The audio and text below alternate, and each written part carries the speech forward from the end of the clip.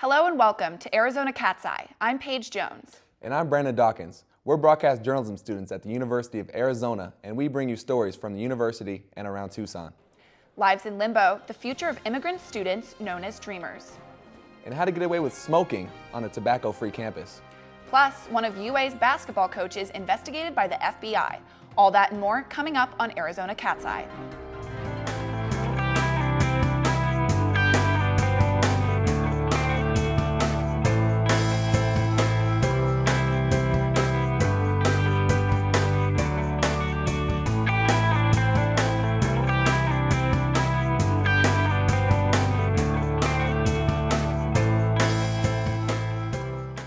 Arizona now in the national spotlight after a U.S. Senate seat is up for grabs. Arizona Senator Jeff Flake announced he wouldn't seek re-election in 2018. So who's going to elect the next senator? Arizona Cat's Eye Sierra Encinas reports younger voters are at play. During the 2016 presidential election, young voters ages 18 to 29 voted for Democrat Hillary Clinton in this normally red state. That's according to the New York Times coverage of voter statistics. The question now, who will they vote for in November? Senator Flake's departure from the Senate leaves both parties eyeing the seat. Republican Dr. Kelly Ward and Democrat Kyrsten Sinema are the two big names for both parties. Malcolm Giles, a 21-year-old Republican majoring in political science, thinks Ward, a conservative, will be the perfect candidate for the seat. She's a little bit more confident in what she's trying to get accomplished, and she's not misleading voters in her campaign. Ward has been open about her views that are in line with the president's agenda, leaving her backed by conservative leaders like Steve Bannon. But political journalist Christopher Conover says she may not appeal to all Republicans. Conventional Republicans say that she can't win because she's too far to the right. There are a lot of other names circulating about who else could get in the race. Familiar Republican names like Martha McSally may enter the Republican primary race. That's not discouraging one young voter from supporting Democrat Kyrsten Sinema. I think it's going to be an uphill battle for her being a Democrat in a red state, but I think she toes the party line and can really get Arizona citizens excited about voting, and I think she has a really good chance of winning the 2018 Senate election. Matt Lubasich, a political science student, interned for two-term Congresswoman Sinema this summer and says that she's what the Senate needs because she can and has worked across the aisle, winning the Bipartisan Policy Center's inaugural Legislative Action Award in March. The race is just heating up, but we'll see the impact that young voters have on the election in 2018. In Arizona's history, 11 men have held the 2 Senate seats, the majority Republican. If Democrats take the seat, then Arizona is one of 33 open Senate seats that could challenge the Republican majority in the Senate. Back to you. Other news now. In October, a Las Vegas gunman opened fire in what has become the nation's deadliest mass shooting in U.S. history. Nearly 60 people died. The mass murder shaking every community, including Tucson, where in the days following the shooting, thousands attended the Dusk Music Festival. Arizona Cat's Eye reporter Kylie Warren has details on the precautions taken by Tucson's own music festival. Dusk Festival attracts, on average, thousands of people. This year, the event went on 5 days after the Las Vegas massacre. Organizers worked hard to make sure concert goers felt safe. With violence on the hearts and minds of many, organizers changed protocol and heightened security by checking every person thoroughly, including the performers. Security personnel used metal detectors and searched bags, ensuring safety and not taking any chances. We have had multiple meetings with Tucson Police Department, Tucson SWAT team, and our private security company that we're using this year to make sure that all festival goers are safe. As we know, that's a critical and important thing on everyone's mind. Over 4,000 people attended Dusk last year. More were still expected to attend this year despite the attack. Fear was not more powerful than the opportunity to enjoy the weekend. Back to you. A new president was recently inducted at the University of Arizona. On June 1st, Dr. Robert Robbins began to lead the university. And on November 29th, he became the 22nd president inducted at the university. Dr. Robbins was installed as the 22nd president in one of the university's oldest buildings, Centennial Hall. The former cardiac surgeon moved to Tucson from Houston, where he served as the president and CEO of the Texas Medical Center. Dr. Robbins was also a former professor and a chairman of the Department of Cardiothoracic Surgery at Stanford University. We will think big and be bold. We will pursue our path with purpose and resolve. We will embrace change and in some instances demand it. We are the University of Arizona, and this is our charge. Bear down and go Cats. The University of Arizona is working to support the needs of immigrant college students, as Arizona Cat's Eye reporter Kylie Warren explains. A group at the University of Arizona is raising money to help those students. Fernando Najera was born in Hermosillo, Mexico. And I came to the U.S., to Tucson, when I was 3 years old. Because he was brought to the U.S. as a child, he became a Deferred Action of Childhood Arrivals recipient, a program known as DACA. It existed since 2012 and allows for children who are brought into the country illegally to get jobs or go to school. But President Trump decided to end the program. It took me a while for me to digest everything, so I didn't really feel much at the moment, but it was definitely one of those moments that you don't forget. There are about 40 DACA recipients on the U of A campus. ASUA is working on a scholarship to help these DACA recipients. So if they lose in-state tuition, we'll need roughly that much money to kind of cover the difference between in-state and out-of-state tuition, since these are in-state students, and we don't want to see 46 students just drop out. The goal is to raise $1 million. Right now, DACA students pay in-state tuition. This is about $14,000 a year. Out-of-state tuition is about $36,000.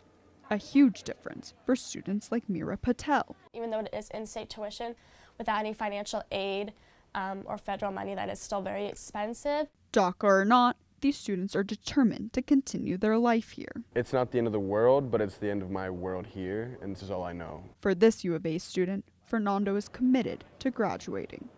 For Arizona Cat's Eye, I'm Kylie Warren. This hurricane season was a life-changing experience for thousands across the U.S., the Caribbean islands, Mexico, and Puerto Rico. Far away from the devastation, like many communities, Tucson came together for those in need. World Care is a nonprofit organization in Tucson that helps collect supplies for those in need. Their efforts ramped up recently, collecting nearly 40,000 pounds of supplies in 2 weeks for survivors of Hurricanes Harvey, Irma, and the earthquake in Mexico. Among the volunteers, Patricia Clark. So I'm a little old now, I'm tired, and I can't work 10 hours in a row anymore.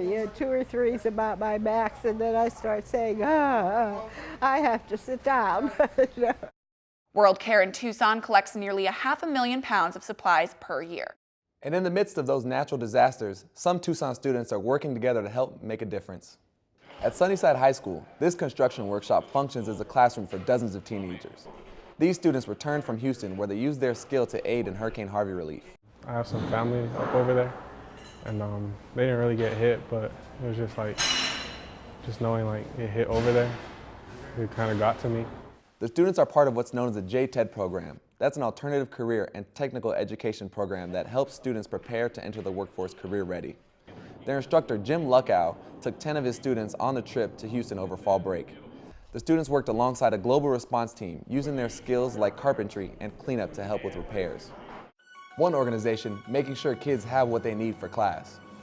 And a man's journey to escape an opioid addiction. Those stories and more when Arizona Cat's Eye returns.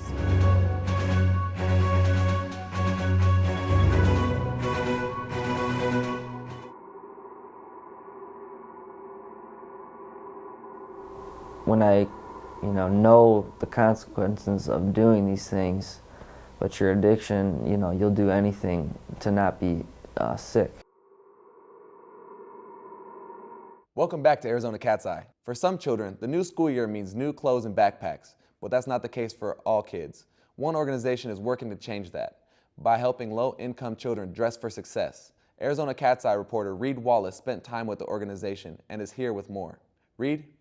Operation School Bell gives kids new clothing and backpacks. The students are from Title I schools or schools with a high number of low-income families. In existence since 1994, Operation School Bell has an entire room full of donated clothing for the children. Our kids have great needs, and it is an amazing opportunity for them to be able to come here today.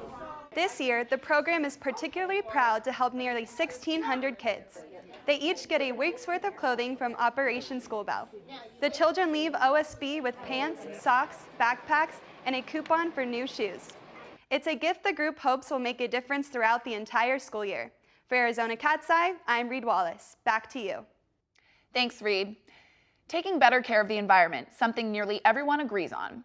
Here at the University of Arizona campus, sustainability is increasing every year. The UA Office of Sustainability and other student-led groups are working together to improve energy conservation, waste reduction, recycling, and water conservation on campus. An online map shows exactly where campus sustainability measures are taken. The UA Sustainability Program hopes that when students leave the campus, they take environmental awareness with them. The season of giving is year-round in many school communities, especially in Marana.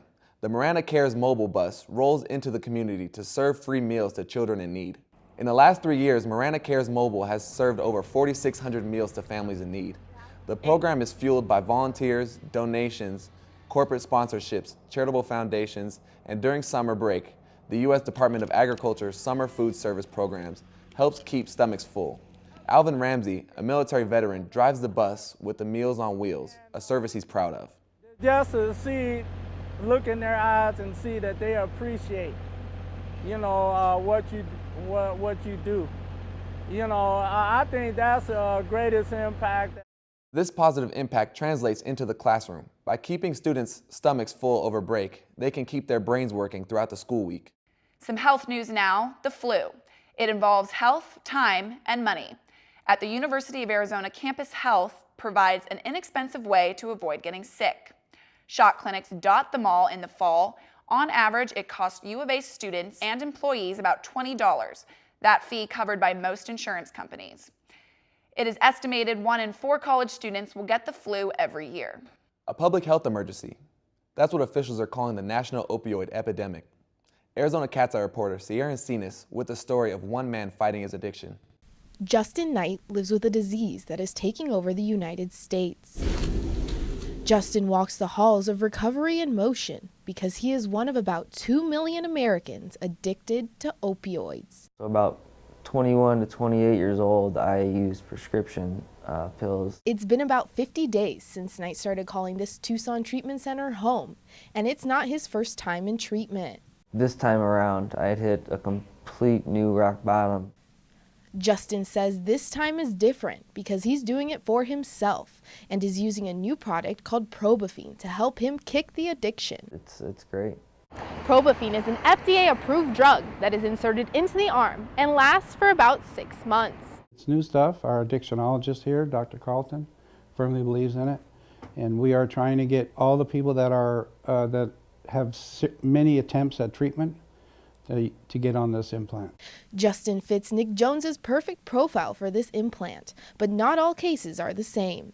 Every month, the Tucson Police Department responds to about 50 potential opioid overdose cases, whether it be prescription pills, heroin, or fentanyl. Officers use Narcan to counteract those potential overdoses. The being is it's the intranasal, so it's just a little, it looks like an allergy spray. It's the same thing. You hit it once in their nose and it delivers, I think it's a 2 milligram dose. TPD says a new study found it only takes about 5 days to become addicted to an opioid. Justin knows this all too well. And anyone just experimenting with these hard drugs to just stop because it's not worth it. It's not ruining your life for it. After treatment, this father of two's goals are to reunite with his family and go back to school to become a nurse. For Arizona Cat's Eye, I'm Sierra Encinas. The newest e-cigarette fad is spreading through the University of Arizona, and it's disguised as a USB drive. Arizona Cat's Eye Alexa Wallen has the details. The University of Arizona campus became tobacco-free in 2014, but students and young adults found a new way to smoke that's more addictive and easier to disguise than a cigarette. I know for a fact I wouldn't be chain smoking cigarettes, like if I had cigarettes, I don't like that, it doesn't taste good.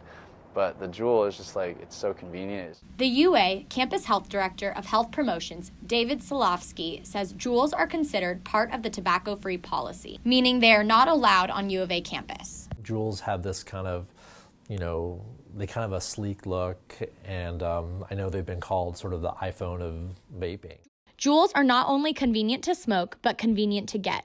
They are sold at Circle K's, but also online for $38. And the Circle K on the corner of Park Avenue and Speedway Boulevard cannot keep them on the shelves. We'll bring in for our maybe $10,000 and just that inventory a week, and it'll be gone. I'm actually surprised there's some right there right now. Cork Hill says people know that Circle K stocks Juul pods on Fridays and will call constantly. Every pod is equivalent to 1 pack of cigarettes. According to the store manager here at Circle K, some students and young adults come back every other day for a pack of these. The UA annual Health and Wellness Survey shows 6% of students have smoked e-cigarettes in the last 30 days. While the research seems to suggest that it's lower risk because we go from this many compounds with cigarette use to a smaller number with e-cigs, there's still a lot we don't know. What we do know is that according to Coin, it is expensive and highly addictive. When I wake up in the morning, my Juul's sitting there, I'm gonna hit it. It's bad. Right before I go to sleep, I'm gonna hit my Juul if it's there. Not really because I want to, just because my mind is telling me I should. The long-term effects of e-cigarettes is still unknown. For Arizona Cat's Eye, I'm Alexa Wallen. Wheelchair athletics at the University of Arizona is one of the top in the nation and has sent multiple athletes to the Paralympics. Not many colleges in the U.S. offer opportunities for funding adaptive sports. That's what makes this program so special. In the 42 years the program has been around, the adaptive sports has given disabled athletes a chance to play in the competitive bracket. How one local farm is helping the homeless. Plus, what the University of Arizona is doing to combat the rise of sexual assaults on campus. All that and more coming up. 1 in 5 women on university campuses are victims of sexual assault. Is UA doing more to help these students? Find out next. Sexual assaults are on the rise at the University of Arizona. That's according to the University of Arizona Police Department. Arizona Cat's Eye Megan Gibbs tells us how the school plans to change that. The statistics are troubling. 1 in 5 women on university campuses are victims of sexual assault. I felt like I was just supposed to let it happen. I felt like this is just the way it was, and this is just what people do, and even though it's weird, maybe it'll be fine eventually. And it was just never fine. And Kayla is not alone. On the University of Arizona campus, roughly 20% of the entire female population has experienced some form of sexual assault. It becomes background noise because we're so used to it. Brooke Axtell, founder of the She Is Rising movement, says that this is the reason 90% of survivors do not feel safe enough to speak out about their experiences. The first step is sort of disrupting this desensitization and this normalcy around this just being how the world works. And in order to do so, the University of Arizona campus staff are starting to help by creating the UA Consortium on Gender-Based Violence. Our goal is to really bring all of these efforts on campus together so that there's one unit that's a strong force to change. The consortium recently held the first conference where they invited students and the Tucson community to participate in the discussion of gender-based violence. Hopefully this will, give people the momentum to want to do something about sexism and violence. For Arizona Cat's Eye, I'm Megan Gibbs. Farmers markets are popping up all around Arizona. However, one local farmers market grows produce specifically for Tucson's homeless population. Felicia's Farm is in North Tucson. Its namesake believed that everyone should have access to good nutrition, including things like fruits and vegetables. You think of giving to the food bank, you give canned food and stuff, which can be healthy too, but fresh produce we believe everyone deserves. Felicia's Farm is funded entirely by donations and plans to expand to more soup kitchens around Tucson. The city of Tucson is celebrating its diversity with a new addition on 4th Avenue, a rainbow crosswalk. Here's what it looks like. It was finished over the summer, and by mid-fall, the colors began to fade. That is because more than 50,000 vehicles, including cars, bicycles, and the Sunlink, pass through the intersection on 4th Avenue and 6th Street every day. The crosswalk cost about $68,000. Donation and tax dollars help fund it. And the 4th Avenue Merchants Association says the crosswalk is made out of glass, so it is not fading, but getting covered in tread from tires. We're looking at, again, how do we do regular maintenance cleaning on it, but as well, is there also products in the future that could be more almost like a touch-up? Supporters of the crosswalk say that the changing colors are not symbolic of the message that it stands for. Pima Air and Space Museum is known for its aviation artifacts, but one man's story takes visitors back into history. He's a rare treat. 94-year-old World War II vet Colonel Richard Bushong, a volunteer who spends his days telling us stories about his 32 years serving our country. He likes to tell us stories, but it can get emotional for him. It brings a strange, choked up feeling quite often during the day to me because of what happened. It was just so scary. It is estimated that 372 American World War II veterans die each day. Colonel Bushong says volunteering keeps him on his feet, and he plans on sticking around the Pima and Air and Space Museum for 10 more years. Arizona sports in the national spotlight. Let's hear from Arizona Cat's Eye sports anchor Gabby Gaduco.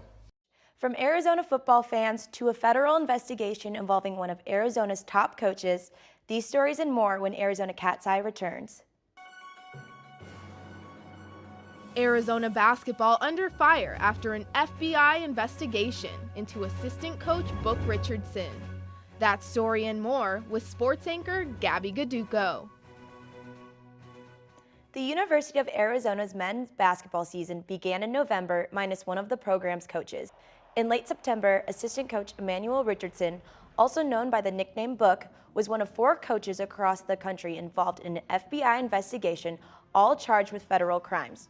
Students like Chance Price, a devoted Arizona basketball fan, and the student-led spirit club Zona Zoo, says that everyone is moving on and supporting the Cats. Even though with this looming investigation, just go out and play hard. We're going to go out there and the Zona Zoo is going to be bringing 100% effort, cheer very hard, be behind you 100%. For football news now, anyone can be a Loud fan, but a Loud University of Arizona football fan is what the team needs after its lack of attendance at games. The Arizona Wildcats' first game against NAU was the lowest attendance for a season opener since 2003. 43,000 fans filled the stadium that holds 55,000. Zona Zoo Crew is a student-led organization whose mission is to enhance the student section at athletic events, such as enticing students to stay the whole game with free glasses and shirts. Numbers are low just because that's the performance of the team in the past couple years, but the zoo was packed. Like we were over the moon with that. If the students just keep coming, keep cheering them on, then we'll be able to get some good numbers. The problem facing students in Zona Zoo is trying to engage fans with the entertainment on the field. To be successful, it's a true team effort from the stands to the field.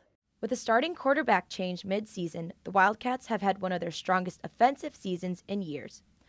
One of our very own here at the School of Journalism, Brandon Dawkins, started the season as quarterback. After Dawkins got injured mid-game, Khalil Tate took the position. The sophomore quickly raised eyebrows with breaking records. In a single game, Tate rushed 327 yards from just 14 carries and 4 touchdowns.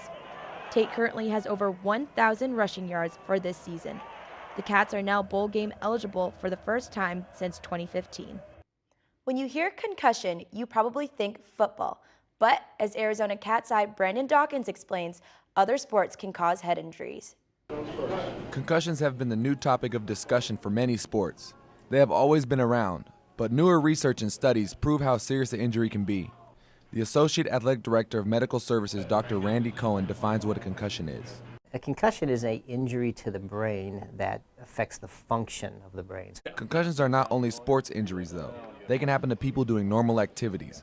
One hit to the head can cause a person to have a concussion, as well as doing activities that can cause whiplash can cause the injury. Believe it or not, cheerleading is one of the most dangerous sports. Cheerleading is probably one of our higher sports when it comes to incidents.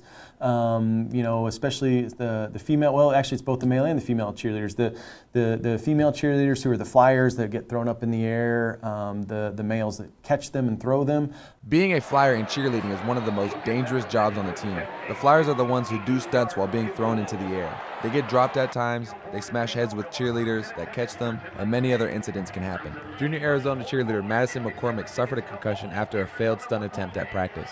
For this one, I was getting thrown in the air, doing a flip and a couple twists, and when I landed, the guys who catch me, they caught my feet, but then the one behind me caught my neck, and then when he caught my neck, I slammed my head into his shoulder.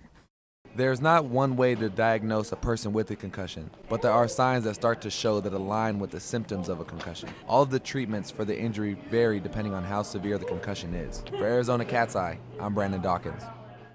The Ginny Clements Cats Academic Center aims to help student athletes reach graduation. With this new facility, the students are given all the tools they need to excel. Student athletes' grades are rising, and so is the graduation rate with the help of this new center.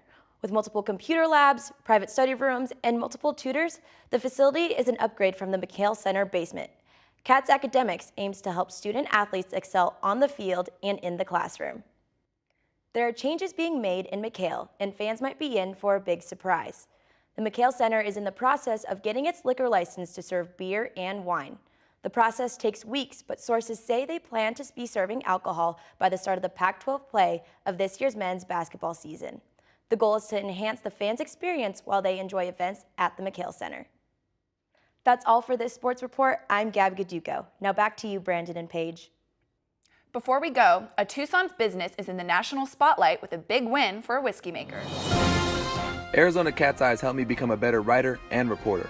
With tons of hands-on experience and opportunities, I feel very well prepared to enter the workforce.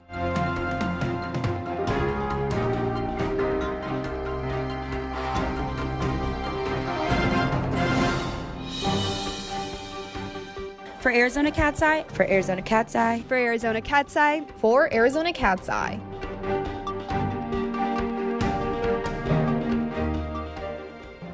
Hamilton Distillers is the home of Tucson's very own award-winning whiskey, Del Bach, and this past summer named one of the top 10 American whiskeys in the country by both Forbes and Esquire magazine. One of just 2 distilleries in the country that malts 100% of its own barley. The grain-to-glass concept debuted in the Tucson market 4 years ago, and today, Whiskey Del Bach is a national seller. If you'd like to see any of these stories we covered tonight, check us out on social media and by visiting the U of A School of Journalism website. Thank you for joining us on Arizona Cat's Eye, a student-produced news broadcast from the University of Arizona.